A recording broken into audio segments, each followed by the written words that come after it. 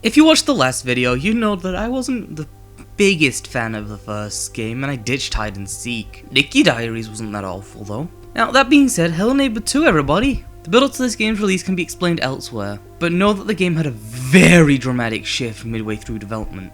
And we all love to see that, right? That being said, Hello Neighbour 2 is a dramatic improvement over the first game. Now instead of being a 2 out of 10, it's like a 5 out of 10. Now I've pissed off all the 5-year-olds in the audience, which why the hell are you here? Shall we start with that plot? The story of this game is pretty simple. You play as Quentin, though this is never stated in game who you actually are, I don't think. Since we're avoiding voice acting like the plague for some reason. Just get a TV show crew for this. We've been sent to investigate the disappearance of Mrs. Peterson and Maya Peterson, along with Aaron. However, while taking some sneaky pictures, he's forced to escape by shoving his keys into the dashboard. I see the clipping issues here aren't over yet. From here, he's shoved into a barn where he's knocked out. And from there, he has to investigate all over the sleepy little town of Ravenbrooks to uncover its secrets.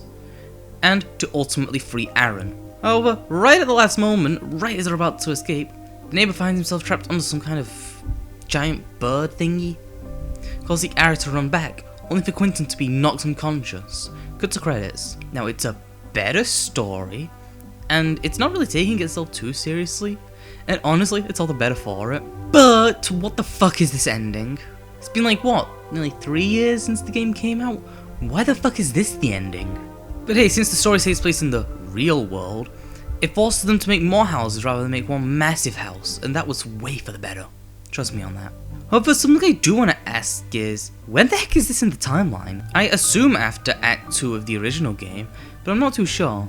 It'd have to be for Mr. Peterson to leave his home, so unless he was dumb enough to return to his home after he was photographed by a reporter who is still alive, who fucking knows? They probably explain this in the books, but fuck the books. All my homies ignore the books. This is a game series after all. Speaking of which, we should talk about that funny little part of the game, the gameplay. The gameplay here is a dramatic improvement over the last game. Firstly, platforming takes a lesser focus, and yet they still added a proper parkour system that lets you pull yourself up if you are at a ledge, but fall just a little too short. And you can move around in mid-air, another big improvement. Another one they made is that you place the item held in your hand back into your inventory, meaning that you get a better view in the environment. This is a dramatic improvement, and because the houses are smaller, there's more of them. You'll come across different neighbours, and can be forced into fight or flight. They also just seem to be smarter overall in this game, though the only 2 of them set up anything resembling a trap, and it's more bear traps, and even then they were added in a post-launch patch. I think it was like patch 7 or something. So I'll go over the houses now. The first house is a pretty good introduction. However, as soon as you go upstairs, the cop will go up there, making it almost impossible to break into the basement. But that being said, the puzzles here do make far more sense than the original game. Instead of having to do random shit like freeze a snow globe to place it on some hanging rooms to make sure water's 3 floors above it freezes, you're reassembling a picture looking for a TV to get a code to a wall that's not too far away. This house also shows off more of how noise will play into the gameplay, since there are some loud things on the floor here. What are they called? Plushies, I think? And once you step on them, the police officer is alerted and immediately runs upstairs.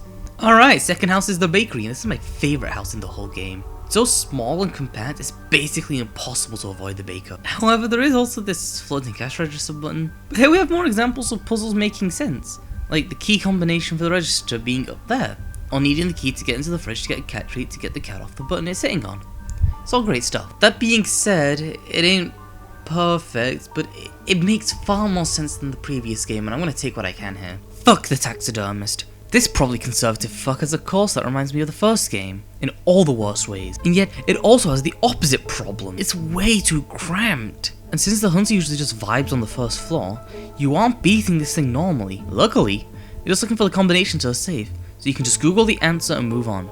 This shows that they can still fuck up pretty bad. The mayor's mansion is big, but it's well designed enough to where that isn't really an issue. And since the mayor can actually go up his own stairs, he's still a threat here. Here your goal is to get the 5 trophies to open up a room. And all I can say is that I struggled for the first time, but it was mostly because of the piano puzzle. Otherwise, I managed to figure it all out on my own. A lot by accident because I took the battery, but didn't realize that was meant to be a puzzle downstairs, but hey, I figured it out on my own. This is definitely timed with a bakery for me for my favourite.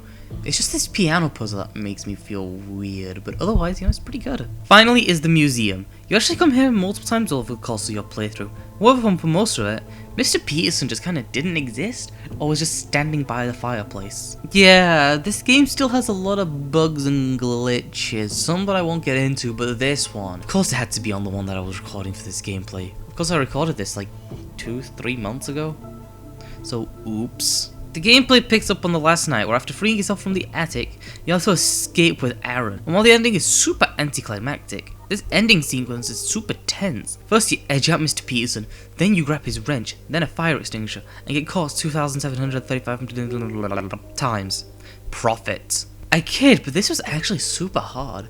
Having to get the wrench off of Mr. Peterson's body was really fucking hard. What I ended up doing was just kind of edging him because the AI, I'm pretty sure they ripped his AI specifically from the first game. Nobody else, just him. Now, as for the graphics, this is a major improvement over the first game. The game looks far more polished and less slapped together at the last second. It's a more polished version of the surrealist nightmare art style they're going for the first game. And hey, different people have models rather than being two people and just have nothing but cardboard cutouts. I think that goes for the whole game though. It's a more polished and better version of the first game. Still not a great game. And like I said, it's like a 5 out of 10 at most. But with that being said, thank you guys for watching. Until next time, take care. Bye!